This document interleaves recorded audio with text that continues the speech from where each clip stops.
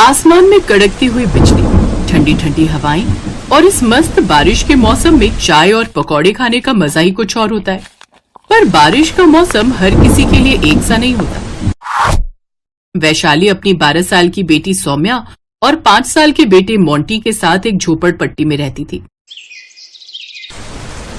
माँ देखो ना, हमारी छत टपक रही है, सारा पानी घर के अंदर इकट्ठा होता जा रहा है। अरे बाप रे, अगर कुछ नहीं किया तो पूरा घर पानी से भर जाएगा।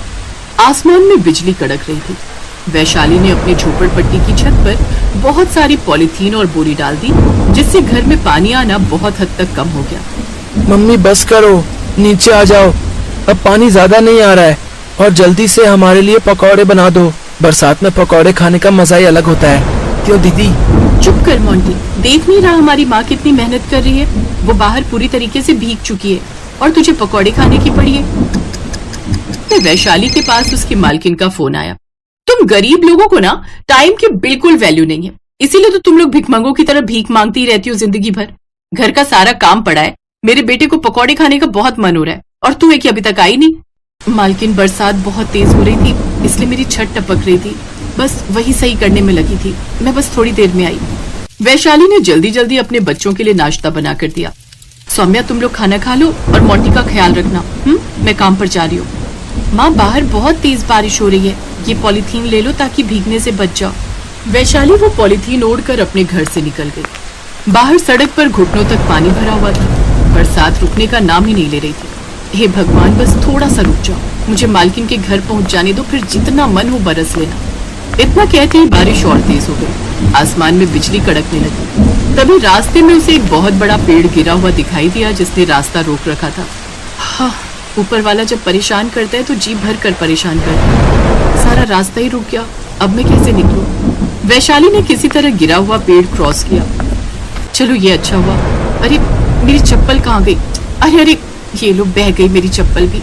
वैशाली ने गुस्से में दूसरी चप्पल भी उतार कर फेंक दी और किसी तरह से अपनी मालकिन के घर पहुंच गई। तुम भिखारियों की ना यही आदत है, कोई भी काम टाइम पर करोगे नहीं, फिर ऊपर वाले को दोष दोगे कि हमारे साथ तू इतना गलत क्यों करता है। मालकिन, बाहर बहुत बारिश हो रही है, सड़क घुटनों तक भर गया है, ये मैं ही जानती हूँ कि मैं यहाँ कैसे पहुंची हूँ। अरे वाह वाह वाह, इस महानता के लिए तो आपको इनाम मिलना चाहिए। चल चल, ज्यादा नाटक मत कर। सबसे पहले तू ये जो पूरी जमीन तूने गंदी की है ये साफ कर, उसके बाद सारे बर्तन धो और जल्दी से हमारे लिए चाय पकौड़ी और कुछ खाने का इंतजाम कर। वैशाली बिना कुछ बोले ही किचन में चली गई। पहले उसने चाय, नाश्ता और खाना बनाया, फिर सारी फर्श साफ की और खुद को भी साफ किया। माँ, लगता है वैशाली आंटी ने आज मन से पकौड़े नहीं बनाए, इसमें नमक बहुत ज्यादा हो गया है, मुझे नहीं खाने। क्यों रे चुड़ैल, तू मुझ पर अपना गुस्सा नहीं दिखा पाई तो इन पकौड़ों पर ही दिखा दिया। अब चल, दोबारा से पकौड़े बना और ये पकौड़े बाहर फेंक दे। वैशाली कुछ बोल नहीं रही थी, उसकी आंखों में आंसू थे, फिर भी उसने दोबारा पकौड़े बनाए और उसके बच्चे को खिलाए, और जो बाकी बचे हुए पकौड़े थे उसे उसने किसी पॉलीथीन में रखा और रात को घर जाने लगी। ए वैशाली, रुक रुक, ये तेरे हाथ में क्या है? क्या चोरी करके भाग रही है तू? मालकिन, मैं इतने सालों से आपके यहाँ काम कर रही हूँ, क्या मैं आपको चोर दिखती हूँ? आपने ही तो कहा था कि पकौड़े बाहर फेंक दो, तो बाहर फेंकने से अच्छा है कि मैं अपने बच्चों को खिला दूंगी। ये भी एक चोरी ही हुई, हर महीने पैसे लेती है ना, उन पैसों से पकौड़े खिला अपने बच्चों को। ये सब कुछ उसका पति देख रहा था और फाइनली हिम्मत करके वो वहां पर आया। अरे अब ले जाने दो ना बेचारी को, जब पकौड़े बाहर ही फेंकने हैं तो बेचारी अपने बच्चों को खिला देगी। उन दोनों पति पत्नी को आपस में लड़ता देख वैशाली ने वो पकौड़े बाहर कुत्तों को फेंक दिए और वहां से बिना कुछ बोले चली गई। रात के अंधेरे में बारिश रुकने का नाम नहीं ले रही थी। वो पैदल ही चलती चली जा रही थी कि तभी अचानक शायद एक नाला खुला हुआ था। पानी भरा होने की वजह से वो दिखाई नहीं दे रहा था और वैशाली उस नाले में गिर गई। बचाओ बचाओ, कोई तो बचाओ, मेरे बच्चों का क्या होगा? इतनी तेज बारिश में बाहर कोई भी नहीं था जो उसे बचा पाता, इसलिए वो उस नाले में ही डूब कर मर गई। उधर उसके दोनों बच्चे अपनी माँ के लौटने का इंतजार कर रहे थे। दीदी, 12 बज गए, अभी तक माँ घर नहीं आई। मोंटी, तू परेशान मत हो, सो जा, देख नहीं रहा कितनी तेज बारिश हो रही है। हो सकता है माँ मालकिन के घर ही रुकी हो, हमारे पास फोन भी नहीं है जो हम उन्हें फोन कर सके। रात भर उनकी माँ घर नहीं आई। अगले दिन जब बारिश बंद हुई तब नगर पालिका वालों ने उस नाले से एक लाश बरामद की जो कि वैशाली की ही थी। पुलिस पता लगाते लगाते उस मालकिन के घर पहुंच गई। वैशाली की लाश लेकर। हाँ भाई, अब लोग इस डेड बॉडी को पहचानते हो? क्योंकि आसपास के लोगों से पता चला है कि ये आपके यहीं काम करती थी। इसके घर का एड्रेस बता दीजिए, मैं घर वालों को लाश पहुंचा देता हूँ। वैशाली की लाश देखकर मालिक और मालकिन दोनों की आंखें फटी की फटी रह गईं। हाँ इंस्पेक्टर साहब, ये तो हमारे यहाँ ही काम करती थी, ये कैसे मर गई? अरे कैसे क्या मर गई? तुम अमीर लोगों को इन गरीबों पर बिल्कुल भी तरस नहीं आता क्या? रात में काम से लौट रही होगी, रास्ते में बहुत बड़ा नाला पड़ा होगा और रोड इतनी ज्यादा भरी हुई थी कि उसे समझ में नहीं आया होगा, उस नाले में घुस गई होगी। ये लाश हमने नाले से ही निकाली है। मैं बार बार तुम्हें मना कर रहा था कि उस गरीब औरत को इतनी बरसात में मत बुलाओ। चाय पकौड़े तुम्हें नहीं बनाने आते क्या? एक दिन तुम काम कर लेती तो क्या हो जाता? मालकिन को अपनी गलती का एहसास हुआ। अरे मुझे क्या पता था कि ऐसा कुछ हो जाएगा। सारे लोग काम पर तो जाते ही है ना, चाहे जितनी बारिश क्यों ना हो रही हो। मरने से पहले मैंने ना जाने क्या क्या बोल दिया था इसको। मालकिन और मालिक वैशाली की डेड बॉडी लेकर उसके घर पहुंच गए। उसके दो छोटे छोटे बच्चे सौम्य और पिंटू अपनी माँ को देखकर जोर जोर से रोने लगे, क्योंकि उनका अब इस दुनिया में कोई नहीं बचा था। माँ, मैंने आपको मना किया था कि इतनी बरसात में काम पर मत जाओ, पर तुमने मेरी बात नहीं मानी। माँ, अपनी आंखें खोलो, देखो हमारी छत से फिर पानी टपक रहा है। ये सब कौन सही करेगा माँ? वैशाली के बच्चों की हालत देखकर मालिक और मालकिन की आंखों में आंसू आ गए। बच्चों, तुम लोग परेशान मत हो, मैं इतनी भी पत्थर दिल नहीं हूँ। आज के बाद तुम दोनों को मैं पालूंगी। मेरी माँ की मौत आपकी वजह से ही हुई है। अगर आप जबरदस्ती मेरी माँ को नहीं बुलाती तो ऐसा कुछ नहीं होता। बच्चों, तुम लोग बिल्कुल सही कह रहे हो।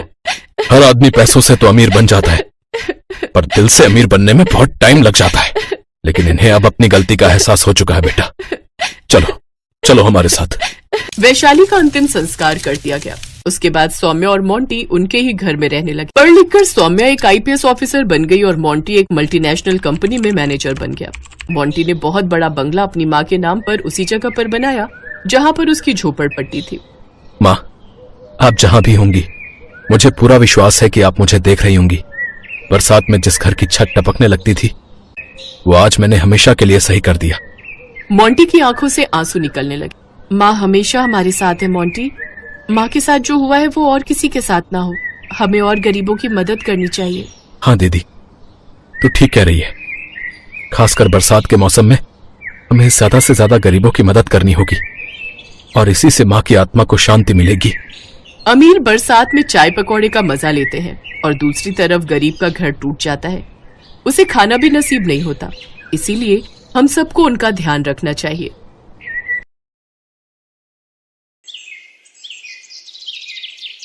भीखू और उसकी पत्नी ममता का एक छोटा बेटा था। भीखू और ममता सड़कों पर सामान बेचकर गुजारा करते थे और वहीं फुटपाथ पर एक छोटी सी झुग्गी में रहकर गुजारा कर रहे थे। ममता दोबारा गर्भवती थी, इसलिए वो झुग्गी के आसपास ही रुकने वाले वाहन के लोगों को सामान बेचती थी। एक दिन ममता पुल वाली लाल बत्ती काफी देर तक रहती है, इस वजह से वहां भीड़ भी काफी रहती है। मैं सोच रहा हूँ आज थोड़ी देर वहीं सामान बेचकर आ जाता हूँ। इतनी भीड़ में ध्यान से जाना, लाल बत्ती खत्म होते ही गाड़ियां रफ्तार से दौड़ती हैं। भीखू पुल के नीचे सामान बेचने चला जाता है। ले लीजिए भैया, ये खिलौना आपके बच्चे के लिए। ये गुब्बारा ले लो भैया। हाँ हेलो, ये गुड़िया कितने की थी? 20 रुपए की है साहब। 20 रुपए? 10 रुपए की लगा ले, दे रहा है तो। इतनी देर में लाल बत्ती का सिग्नल खत्म हो जाता है। ले लो साहब, आप 10 रुपए ही दे दो। भीखू 10 रुपए लेकर जैसे ही गाड़ी वाले को गुड़िया पकड़ाकर पलटता है, एक गाड़ी उसे धक्का मार देती है। जैसे ही भीखू नीचे गिरता है, एक और गाड़ी उसे कुचल देती है। भीखू वहीं मर जाता है। भीखू के साथ एक और व्यक्ति जो सामान बेचता था, वो ये दुर्घटना देख लेता है और ममता को बताता है। नहीं, ये नहीं हो सकता। मैं किसके सहारे जीऊंगी? आप मुझे क्यों छोड़ गए सूरज के बापू? बापू आप कहाँ चले गए? बोलो बापू। ममता सूरज के हाथ से भीखू का अंतिम संस्कार करती है। भीखू के देहांत के बाद ममता बिल्कुल अकेली हो गई थी। एक दिन ममता बेटे सूरज और गोद की बच्ची को लेकर दिन भर सड़कों पर गुब्बारे बेचती थी। एक दिन, सूरज तू यहीं सोनी के पास रहना, आज धूप और गर्मी ज्यादा है इसलिए तुम दोनों यहीं रहना। मैं कुछ गुब्बारे और पेन बेचकर सोनी के लिए दूध और तुम्हारे लिए रोटी ले आऊंगी। ममता गुब्बारे और पेन बेचने चली जाती है। साहब पेन ले लो, 10 रुपए में 5 पेन है, ले लो ना साहब। ले लो बीबी जी, ये गुब्बारा ले लो, आप खरीद लोगी तो मैं बच्चों के लिए कुछ खाने को ले जाऊंगी। ममता बड़ी मुश्किल से कुछ गुब्बारे बेच पाती है और थोड़ा दूध और रोटी बच्चों के लिए खरीद कर लाती है। तभी एक महिला ममता के पास आती है। ममता, कल हमें ये झुग्गियां खाली करनी पड़ेंगी, यहाँ से अब तू भी कहीं और रहने की जगह ढूंढ ले। मैंने तो एक बस्ती में 100 रुपए किराए पर एक झुग्गी ले ली है, बस तुझे ही खबर देने आई थी। हे भगवान, अब अपने दोनों बच्चों को लेकर कहाँ जाऊंगी? अपने बच्चों के रहने के लिए मुझ गरीब का घर कहाँ से लाऊंगी? ममता अपने बच्चों को लेकर एक दुकान के बाहर बैठ जाती है। तभी सामने एक ऑटो रिक्शा पलट जाता है और एक महिला ऑटो रिक्शा से गिर जाती है। ममता भागती हुई महिला के पास जाती है। ओ भैया, कैसे ऑटो रिक्शा चला रहा था? देखकर नहीं चलाया जाता? जल्दी इन्हें हॉस्पिटल लेकर चलो। ममता उस महिला को संभाले बच्चों के साथ हॉस्पिटल पहुंचती है। ऑटो वाला ममता और उस महिला को अपने ऑटो से उतार कर भाग जाता है। सूरज, जा जल्दी से उन भैया को बुला कर ला, वो माँ जी को अंदर ले जाएंगे। डॉक्टर उस महिला को देखता है। देखिए, इनकी रीढ़ की हड्डी टूट गई है, तो अब इनको कंप्लीट बेड रेस्ट की आवश्यकता है। इनके घर से जो भी सदस्य हैं उन्हें आप बुला लीजिए। डॉक्टर, मैं नहीं जानती ये कौन है। इनका एक्सीडेंट हुआ तो मैं इन्हें यहाँ ले आई। डॉक्टर, इन्हें कब तक होश आ जाएगा? तभी ये अपने बारे में बता पाएंगे। 1 से 2 घंटे में इन्हें होश आ जाएगा। लगभग 2 घंटे बाद उस महिला को होश आता है और वो अपने बारे में बताती है। मेरा नाम राजरानी है। पता नहीं उस ऑटो रिक्शा वाले ने कैसे चलाया कि अचानक से ठोकर लगी और ऑटो पलट गया। उसके बाद मुझे धुंधला सा याद है कि तुमने मुझे उठाया था और ऑटो में बिठाया। तुम्हारा बहुत बहुत शुक्रिया बेटी, जो तुम मुझे यहाँ ले आई। माँ जी, आपकी रीढ़ की हड्डी में फ्रैक्चर हुआ है, इसीलिए आपको घर ले जाने के लिए एम्बुलेंस की व्यवस्था करनी होगी। बेटी, मेरे पति अपने बिजनेस के काम से दूसरे शहर गए हुए हैं, मेरी एक सहायता करो। एम्बुलेंस में मेरे घर तक पहुंचने में मेरी मदद कर दो। डॉक्टर, मैं बिल अकाउंट से भर दूंगी, आप एक एम्बुलेंस की व्यवस्था करा दीजिए। माँ जी, आप बिल्कुल भी चिंता मत करिए, मैं आपके साथ ही चलूंगी। ममता राजरानी को एम्बुलेंस में घर तक लेकर आती है। राजरानी को उस वक्त एक सहारे की बहुत जरूरत थी, जो ममता के रूप में उन्हें मिला था। घर पहुंचकर राजरानी अपने पति महेंद्रनाथ को फोन पर सारी बात बताती है। ममता, मैंने अपने पति को फोन कर दिया है, वो कल सुबह ही वापस आ रहे हैं। क्या तुम कल सुबह तक मेरे पास रह सकती हो? ममता राजरानी की बातों को सुनकर रोने लगती है। क्या हुआ ममता, तुम अचानक रोने क्यों लगी? कोई जबरदस्ती नहीं है बेटी, तुम अगर नहीं रुकना चाहती तो कोई बात नहीं। और फिर तुमने इतना कुछ किया है मेरे लिए, वो एक बहुत बड़ी बात है। ममता राजरानी को अपने रोने का असली कारण बताती है और अपनी जिंदगी की सारी आपबीती सुनाती है, जिसे सुनकर राजरानी की आंखों में आंसू आ जाते हैं। आप ही बताइए माँ जी, अब मैं क्या करूं? अपने इन छोटे बच्चों को लेकर कहाँ जाऊं? चिंता मत करो बेटी, भगवान सब ठीक करेंगे। वहां सामने मेरी रसोई है, तुम वहां जाकर अपने लिए भी भोजन बनाओ, मेरे लिए भी, और इन बच्चों को भी खिलाओ। कब से तुम मेरी वजह से भूखी हो और बच्चे भी तुम्हारे साथ भूखे हैं। माँ जी, पहले आप ये दवाई ले लीजिए और आपको किसी भी चीज की जरूरत हो तो मुझे आवाज लगा देना।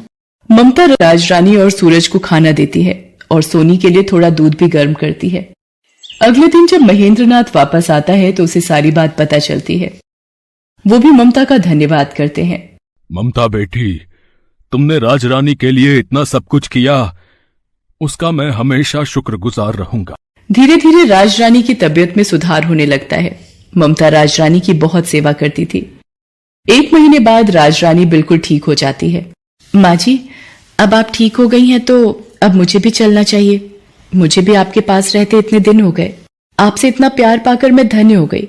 आपने मेरे बच्चों को इतना प्यार दिया, इतना दुलार दिया, इसके लिए मैं सदैव आपकी आभारी रहूंगी। ममता, सूरज मुझे नानी माँ कहकर बुलाता है। क्या ये बच्चे हमेशा के लिए अपनी नानी माँ के पास नहीं रह सकते? हाँ ममता बेटी, हम दोनों की कोई औलाद नहीं है, पर सूरज और सोनी को देखकर हमारे मन में नाना नानी वाला प्यार उमड़ पड़ा। तुमने राजरानी की माँ जैसे सेवा की है बेटा। हम अपनी बेटी को बेसहारा नहीं भटकने देंगे। ममता की आंखें आंसुओं से भर आती हैं। बेसहारा को सहारा मिल जाता है। ममता राजरानी के गले लग जाती है उस दिन के बाद से ममता महेंद्रनाथ के कारोबार में उसका हाथ बंटाने लगी और उसने दोनों बच्चों को पढ़ा लिखा कर बच्चों के सपने पूरे किए। Thanks for watching.